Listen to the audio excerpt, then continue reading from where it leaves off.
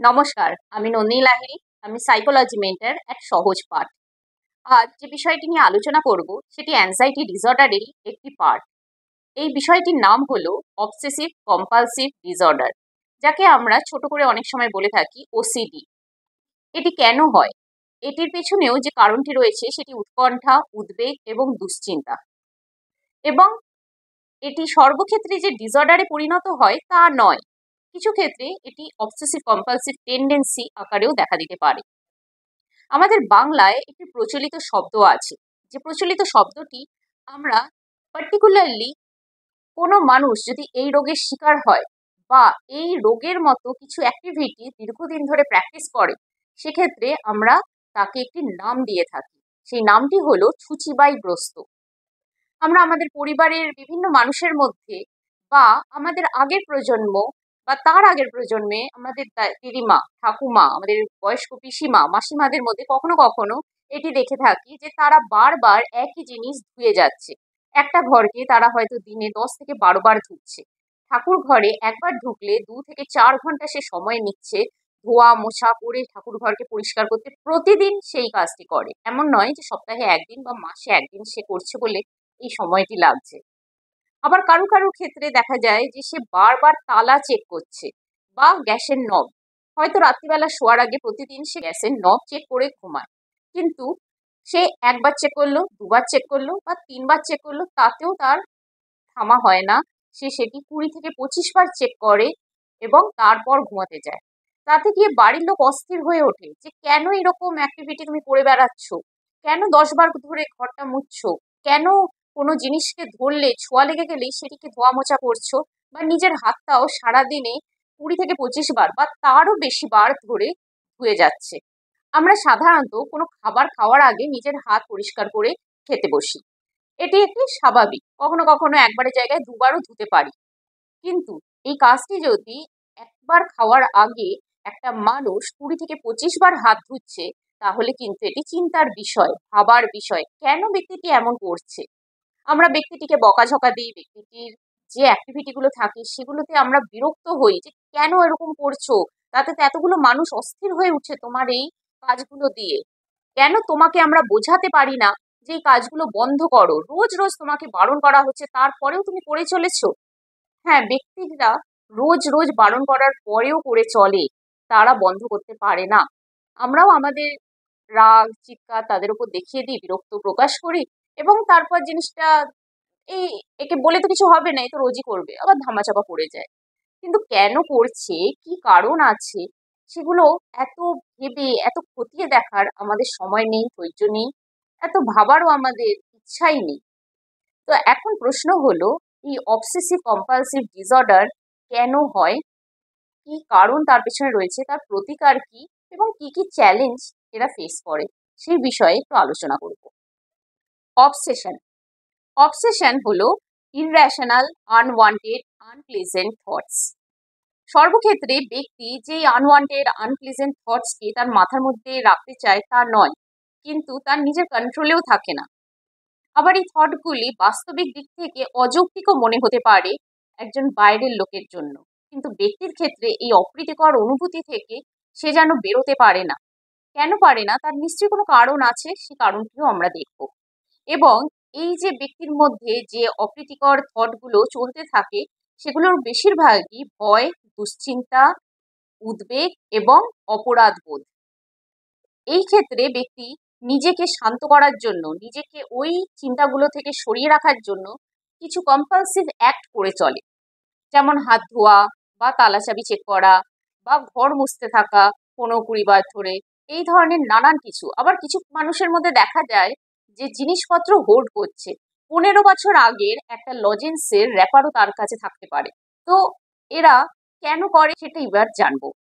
আমরা 3টি case history এখানে আলোচনা করব। এই 3টি কেস হিস্ট্রির মাধ্যমে আমরা বোঝার চেষ্টা করব এই ব্যক্তিদের কি কারণ আছে এই কাজটি করে চলার।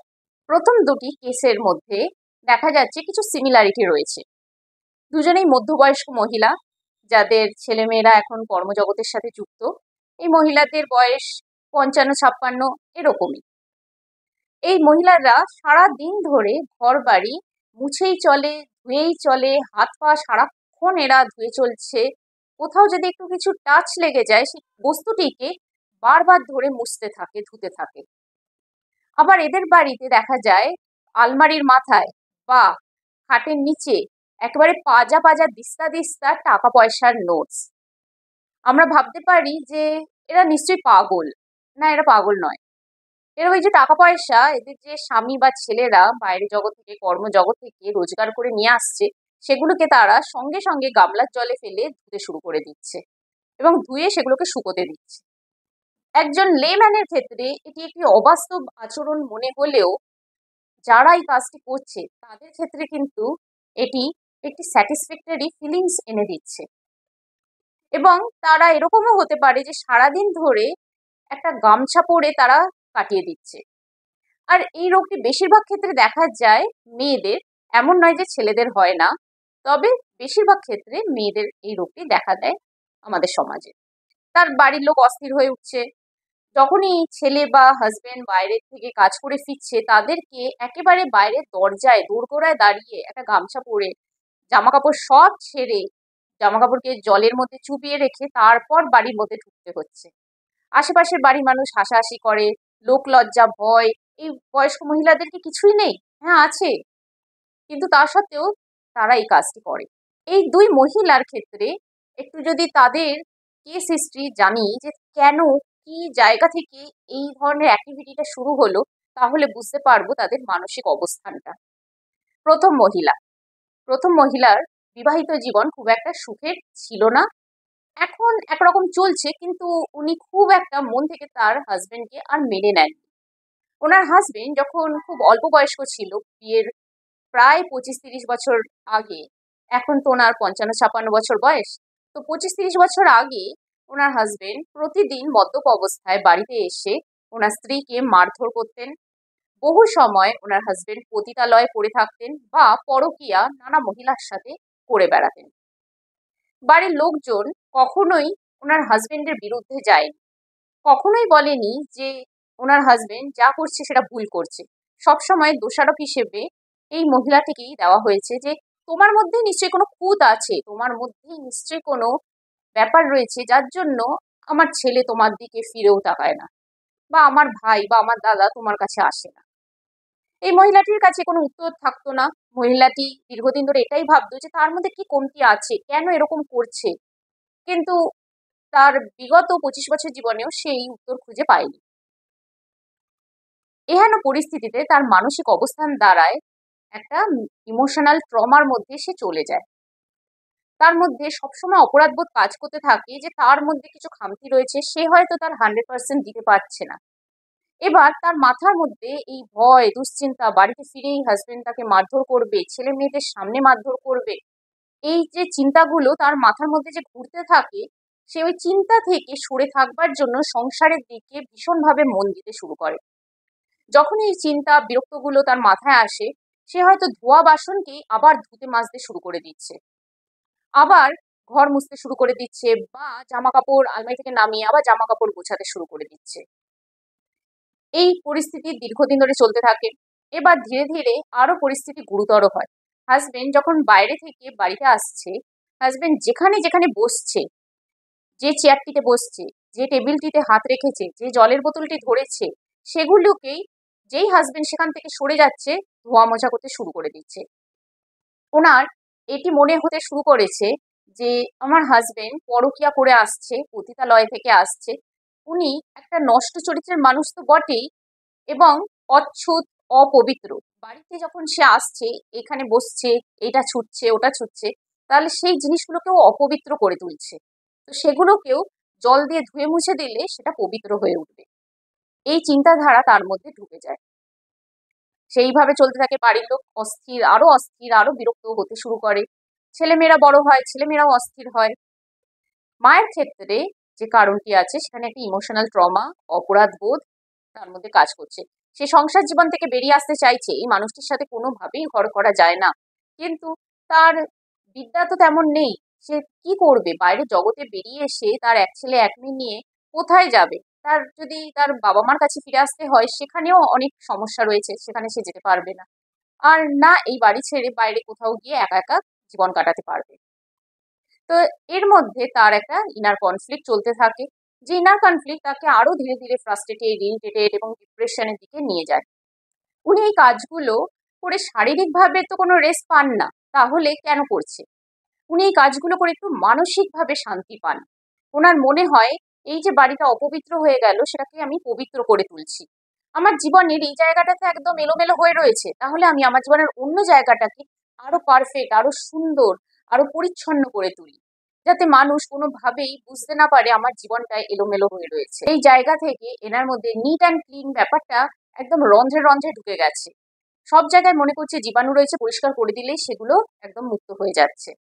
আবার ওনার ছেলে মেয়েদের থেকে এটিও শোনা যায় যে মা যখন বাইরে কোথাও ঘুরতে যাচ্ছে, মামার বাড়ি যাচ্ছে, পিসির বাড়ি যাচ্ছে বা অন্য কোথাও যাচ্ছে, তখন কিন্তু মায়ের মধ্যে এইরকম আচরণ দেখি না। তো অন্যের বাড়িতে গিয়ে তো এরকম ভাবে হাত ধোয়াধুয়ি বা মোছামুছি করতে শুরু করে না, করে পরিষ্কার রাখার চেষ্টা করে, কিন্তু এইরকম একটা অবাস্তবিক আচরণ দেখি না। আবার বাড়ি ফিরে এলেই এই আচরণ বেড়ে ওঠে। কেন এরকম হয়?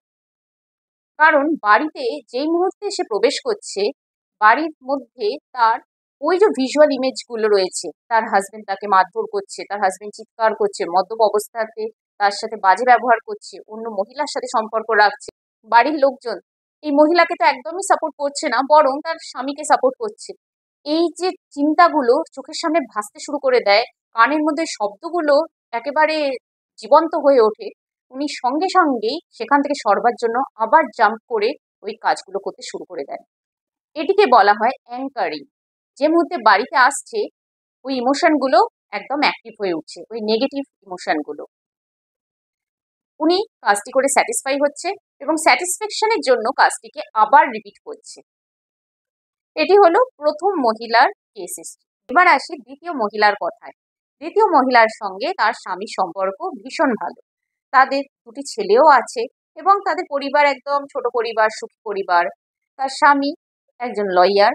তার স্বামীর মাথায় সবসময় চিন্তা থাকে তাদের পরিবার যেন সচ্ছলতা বজায় রাখে, এবং সেক্ষেত্রে দুই ছেলেকে ভালো ইংলিশ মাধ্যম স্কুলে পাঠানো, বাড়ি ঘর বানানো, ভালো গাড়ি কেনা এবং স্ত্রীকেও যথাসম্ভব ভালোভাবে রাখার চেষ্টা করা। এই ভালোভাবে রাখার জন্য তাকে এমন এমন কেস বহু ক্ষেত্রে নিতে হয়, যা বাস্তবিক দিক থেকে দেখলে মনে হবে এটি নৈতিকভাবে কেন এই ব্যক্তিটি এই কেসটি নিয়েছে। হতে পারে একজন দাগী আসামির পক্ষে সে কেস লড়ছে, বা একজন ঘুষখোরের পক্ষে হয়ে সে কেস লড়ছে।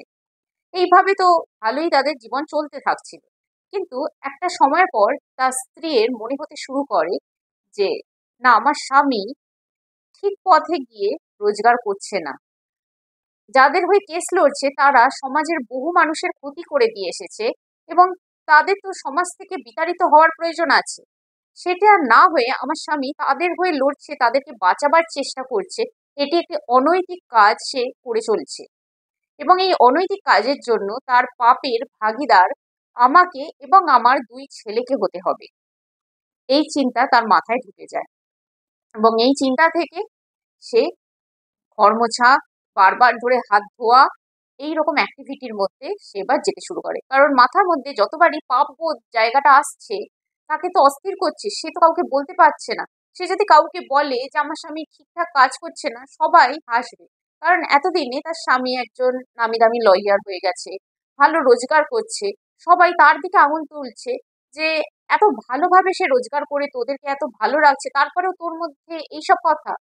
তাই তার জায়গাটা বোঝার, অনুভব করার স্বাভাবিকভাবেই একজন সাধারণ মানুষের পক্ষে সম্ভব নয়। কেন তিনি এইরকম একটা ভাবছে, অনৈতিক কাজ করছে, এবং সেখান থেকে একটা পাপবোধের জায়গা আসছে। সবাই এটাই বলে, তো মাথা থেকে এসব বার কর, এসব ভুলভাল চিন্তা করে বসে থাকিস না, এসব পাগলের প্রলাপ বকিস না, বলে আবার যে যার কাজে বেরিয়ে যায়। তাই উনি ওনার অন্তর থেকে এই কথাগুলো কাউকেই যেন বলে বুঝিয়ে উঠতে পারছে না। ওনার অনেক সময় মনে হয়েছে যে উনি ওনার স্বামীকে ছেড়ে দেবেন, যতই স্বামী ভালো হোক, অনৈতিকভাবে তো রোজগার করে আনছে, ওনার স্বামীর সাথে উনি থাকবেন না, ছেড়ে দেবেন। কিন্তু কোথায় যাবেন? উনি তো একজন গৃহবধূ, ওনাকে দুই ছেলেকে নিয়ে কোথাও যদি যেতে হয় তাহলে তো ভালোভাবে রোজগার করতে হবে, কারণ ছেলেরা তো একটা ভালো স্কুলে পড়ছে, তারপর কলেজ আছে, তারপর আরো জীবনটা পড়ে রয়েছে, উনি কোথায় যাবেন? এই দ্বন্দ্ব তার মধ্যে চলতে থাকে, কিন্তু পাপবোধ যে ভেতর থেকে যাচ্ছে না। আমি যদি আমার হাজবেন্ডের সঙ্গ দিই তাহলে তো আমিও সেই পাপের একজন ভাগীদার, আবার আমার দুই সন্তানকেও সেই ভাগিদার তৈরি করে দিচ্ছি। ভগবান কি কখনো আমাদেরকে মাফ করবে? এই চিন্তা তার মধ্যে চলতে থাকে এবং এই চিন্তা থেকে সে বের হতে তো চায়, বের হওয়ার তো পথ পাচ্ছেই না। তাই চিন্তাকে ডাইভার্ট করার জন্য সে এই ধরনের নানান অ্যাক্টিভিটি এবং ধীরে ধীরে তার পুজো পাঠের প্রতি আরো নিষ্ঠা, আরো আন্তরিকভাবে কাজ করা শুরু হয়ে যায়। পুজো পাঠ প্রতিদিনই আমরা সকলেই করে থাকি। আমরা 10 মিনিট, 15 মিনিট, কিছু ক্ষেত্রে আধা ঘন্টা সময় দিয়ে রাখি। কিন্তু ইনি প্রতিদিন ঠাকুর ঘরে ঢুকে 2 থেকে 3 ঘন্টা, কখনো কখনো 5 ঘন্টার ওপর সে সময় কাটায়। তার ছেলেরাও অস্থির হয়, স্কুল থেকে ফেরে, কলেজ থেকে ফিরছে, মা খেতে দাও। খাওয়ার একজন কাজের লোক হয়তো রয়েছে, সে দিয়ে দিচ্ছে, কিন্তু মা তো সারা দিন ধরে ঠাকুর ঘরে বসে রয়েছে। এবার তার হাজবেন্ড যখন বাইরে থেকে বাড়িতে আসছে, সে গঙ্গা জল ছেটাচ্ছে, সে আরো নানান রকম যত পবিত্র জল রয়েছে সেইগুলোকে নিয়ে এসে ছেটানোর চেষ্টা করছে। তার স্বামীর ক্ষেত্রেও এই জিনিস দেখা যায় যে যখনই বাইরে থেকে ঢুকছে তার জামা কাপড় সবকিছু একেবারে প্রায় রাস্তার মধ্যেই খুলে একটা গামছা পরে ঘরের মধ্যে ঢুকতে হচ্ছে, আর সেগুলোকে গামলা বা বালতির মধ্যে চুকিয়ে রাখতে হচ্ছে। তার স্বামীরও দিন দিন অস্থির অবস্থা হয়ে যাচ্ছে। ওনাকে অনেক ডাক্তারকে দেখানোর চেষ্টা করা হয়েছে, স্বামীকে কেউ কেউ বলেছে যে সাইকোলজিস্ট, সাইকিয়াট্রিস্টের কাছে নিয়ে যেতে। দেখা গেছে কাজ হচ্ছে না। স্পেশালি সাইকোলজিস্টের কাছে নিয়ে গিয়ে কাজ হচ্ছে না। কেন হচ্ছে না? কারণ ওনার ইনসাইট আর সেই জায়গায় নেই একজন সাইকোলজিস্টের থেকে কাউন্সিলিং বা থেরাপি নেওয়ার জন্য। এই অবস্থাতে তাকে মেডিসিনই নিতে হবে। কিন্তু মেডিসিন নেওয়া মানে তো ঝিমিয়ে থাকছে, ঘুমিয়ে থাকছে, তার ক্ষেত্রে খুব উন্নতি হচ্ছে না। মেডিসিন নিয়ে যেই একটু ভালো হচ্ছে, আবার তার মধ্যে তো ওই চিন্তাটাই ফিরে আসছে যে আমার স্বামী একটু অনৈতিক কাজের সাথে যুক্ত। সে সেখান থেকে এই কাজগুলো আবার রিপিট করে চলেছে, যেটা রিপিট করলে তার মনে একটু শান্তি প্রশান্তি আসছে যে ঠাকুর বোধহয় মুখ তুলে চাইবে, উনি হয়তো এই কাজটি আর করবেন না, বা আরো কিছু ভালো ওনার জীবনে ফিরে আসবে। কিন্তু সেই জায়গাটা আর তৈরি হচ্ছে না। তাই পুজো আর্চা আরো দিনে দিনে বাড়তে থাকছে, আর বাড়তে থাকছে বাড়ির অস্থির পরিবেশ। এবার এই অস্থির পরিবেশের মধ্যে ওনার যে পাপবোধ, অপরাধবোধ ভেতরে চলছে, তার জন্য সাইকোসোম্যাটিক নানান ধরনের রোগ তার শরীরে দেখা দিতে শুরু করছে। ধীরে ধীরে তার লিভারের ওপর চাপ পড়ছে, তার কিডনি ফাংশন ড্যামেজ হতে শুরু করছে। এইরকম নানাবিধ রোগ তার শরীরে বাসা বাঁধতে শুরু করছে। এহেন পরিস্থিতিতে এই দুই মহিলার ক্ষেত্রেই কাউন্সিলিং যদি করা হয়, যদি এদের ইনসাইট ঠিক থাকে, তাহলে কি করা সম্ভব? প্রথমে এদের সাইকো এডুকেশন দেওয়া উচিত যে ওসিডি কি। তারা যে কাজটা করছে সেটিকে বলা হয় ওসিডি। সেটি এখন ডিসঅর্ডারে পরিণত হয়েছে। আগে হয়তো এটা টেন্ডেন্সি ছিল, এখন সেটি ডিসঅর্ডারে পরিণত হয়েছে। সে বিষয়ে তাকে একটুখানি জ্ঞান দেওয়া এবং তার সাথে সিবিটি, কগনিটিভ বিহেভিয়ার থেরাপি দেওয়া, যে তার চিন্তাটাকে পরিবর্তন করা।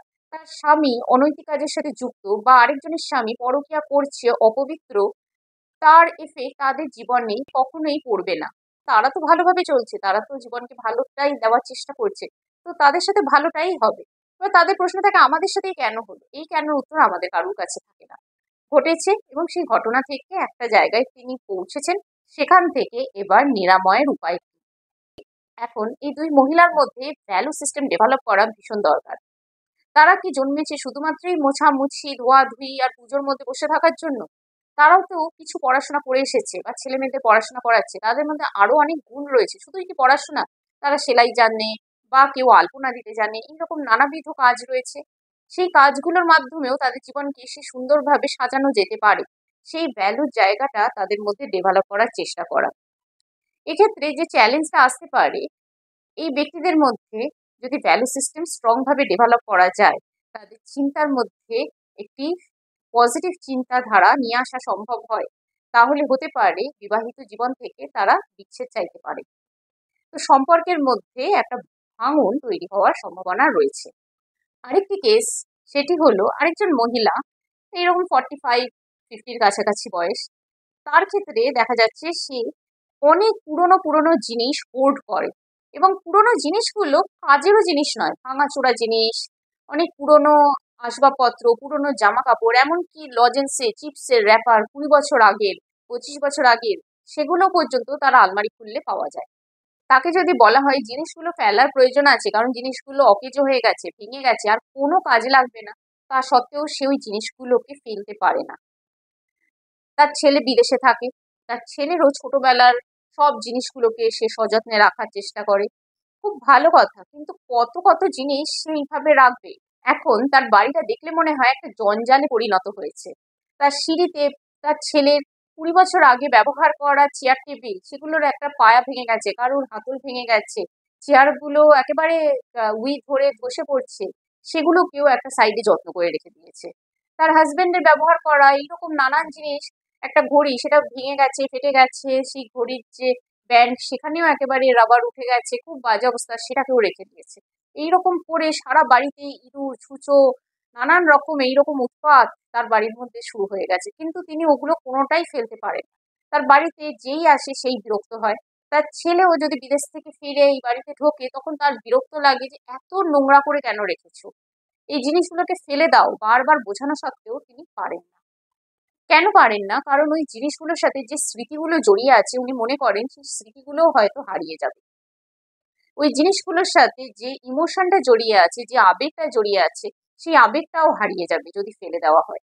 সেই মানুষটা আর জীবিত নেই, কিন্তু তিনি মনে করেন এই ইউনিভার্সের কোথাও না কোথাও তো তিনি রয়েছেন, তাহলে যদি ফেলে দিই ওনার কষ্ট লাগবে।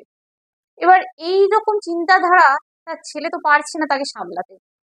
এক্ষেত্রে কি করা প্রয়োজন?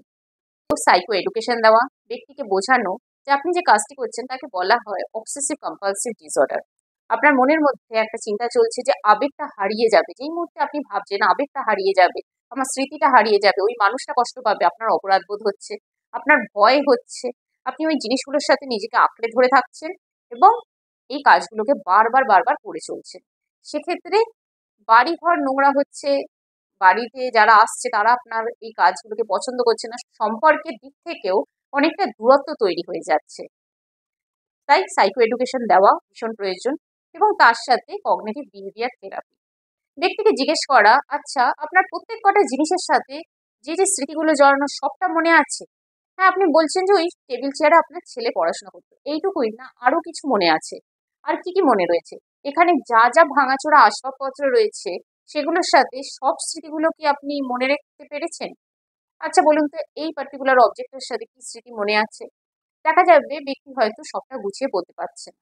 তাহলে ব্যক্তিকে বলা যে ধীরে ধীরে স্টেপ বাই স্টেপ যেগুলো কম মূল্যবান এবং যেগুলোর সাথে কম স্মৃতি জড়ানো সেগুলোকে এখন থেকে সরিয়ে দেওয়া হোক। যেগুলো একদম ভেঙে গেছে, যেগুলোকে আর সারাই করা কোনোভাবে পসিবল নয়, সেগুলোকেও ধীরে ধীরে সরিয়ে দেওয়া হোক। বরং সরে গেলে আরো তো নতুন স্মৃতি তৈরি হচ্ছে, সেই নতুন স্মৃতির জিনিসগুলোকে আপনি সুন্দর করে সাজান, সুন্দর করে রাখুন। এই জায়গাটা সে ব্যক্তির মধ্যে তৈরি করা। ব্যক্তিকে এটাও দেখানো যে যে স্মৃতিগুলো আপনি ধরে রেখেছেন মনের মধ্যে তার সাথে কটা বস্তু আপনার কাছে রয়েছে। আপনি কোথাও বেড়াতে গেছিলেন, সেই বেড়াতে যাওয়ার হয়তো কিছু জিনিস আপনার কাছে থাকতে পারে, কিন্তু বেড়াতে যাওয়ার সবটা তো আপনার মনের মধ্যে রয়েছে। তাই জিনিসপত্রকে সরিয়ে দেওয়া মানে এই নয় যে আপনার স্মৃতি থেকে সবকিছু একেবারে ধুয়ে মুছে সাফ হয়ে যাচ্ছে। আপনার আবেগ, আপনার স্মৃতি আপনার কাছেই থাকছে। এবং তাকে এটাও বোঝানো, যখন আপনি কোনো জিনিসকে ফেলে দিচ্ছেন, বাতিল করছেন, সেক্ষেত্রে আপনার কষ্ট হবে, যন্ত্রণা হবে, এবং সেটাকে অ্যাকসেপ্ট করে নিতে হবে।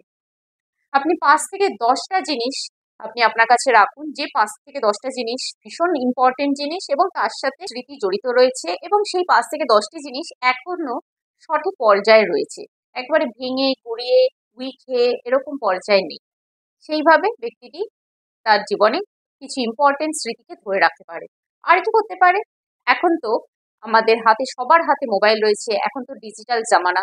তাই আমরা সেই পুরোনো ছবিগুলোকে তো তুলে রাখতে পারি, অ্যালবাম করে রাখতে পারি, মাঝে মাঝে চাইলে সেই অ্যালবাম থেকে ছবিগুলো দেখতে পারি, সেই পুরোনো স্মৃতিচারণ করতে পারি। জিনিসগুলোকেই রাখতে হবে, তার কি দরকার? এইভাবে আমরা যুক্তি দিয়ে সে মানুষটিকে বোঝাবার চেষ্টা করতে পারি। যদি মানুষটি একেবারেই না মানতে চায় সেক্ষেত্রে কিন্তু আমরা জোর করব না, কারণ এটি দীর্ঘদিনের স্বভাব ওনার। একদিনে বা 10 দিনে একজন সাইকোলজিস্টের কথায় বা একজন কাউন্সিলরের কথায় তিনি মেনে নেবেন এবং করবেন, তা কখনোই হবে না। সেক্ষেত্রে বাড়ির লোককে ধৈর্য ধরতে হবে, সময় দিতে হবে, ধীরে ধীরে সহানুভূতির সাথে তাকে বুঝিয়ে এই কাজটি করতে হবে। এক্ষেত্রে কি চ্যালেঞ্জ আসতে পারে? ব্যক্তি কিন্তু ভীষণ অ্যাগ্রেসিভ হয়ে উঠতে পারে যদি তাকে জোর করা হয় এবং জোর করে জিনিসপত্র ফেলে দেওয়া হয়। সে কিন্তু এমন হয়ে যেতে পারে যে সামনের মানুষকে মারধর বা মেরেও ফেলার মতো এরকম রাগ তার মধ্যে তৈরি হয়ে যেতে পারে। তাই এইসবের মধ্যে না গিয়ে তাকে সহানুভূতির সাথে সময় দিয়ে ধীরে ধীরে কাজটি করানো, এটাই একমাত্র উপায়। আর যদি ইনসাইট ঠিক না থাকে তাহলে সেক্ষেত্রে সাইকিয়াট্রিস্টের হেল্প নেওয়া। এই 3টি কেসের মাধ্যমে আমি বোঝাবার চেষ্টা করলাম আমাদের আশেপাশে এইরকম মানুষকে আমরা দেখে থাকি এবং তাদের এই আচরণ দেখে আমরা বিরক্ত প্রকাশ করি, আমরা হাসাহাসি করি, আমরা সমালোচনা করি, কিন্তু আমরা তাদেরকে হেল্প করার কোনো রকম পথ দেখাই না। এক্ষেত্রে তাদের জীবন আরো দুর্বিষহ হয়, আরো কষ্টকর হয়, আর না তাদেরকে সহানুভূতি দিয়ে বোঝবারই আমরা চেষ্টা করি। তাই বোঝার প্রয়োজন রয়েছে তারা একটি কাজ করছে এবং কেন কাজটি করছে, তার মানসিক অবস্থা না যেই জায়গায় কেন এলো সেটি বোঝার প্রয়োজন আছে। এই বিষয়ে আরো বিশদে জানতে হলে আমাদের কোর্স জয়েন করো। আমাদের ভিডিও কোর্স 6 মাসের রয়েছে এবং সেখানে তোমরা লাইভ ক্লাস পাবে। পেপার 1 এবং পেপার 2 এর সমগ্র সিলেবাস ধরে ধরে পিডিএফ নোটস এবং ভিডিও রেকর্ডিং করা আছে। যারা আমাদের সাথে যুক্ত হতে চাও তাই দেরি না করে সত্বর এখানে যে নাম্বারটি দেওয়া রয়েছে সেখানে যোগাযোগ করো। নমস্কার।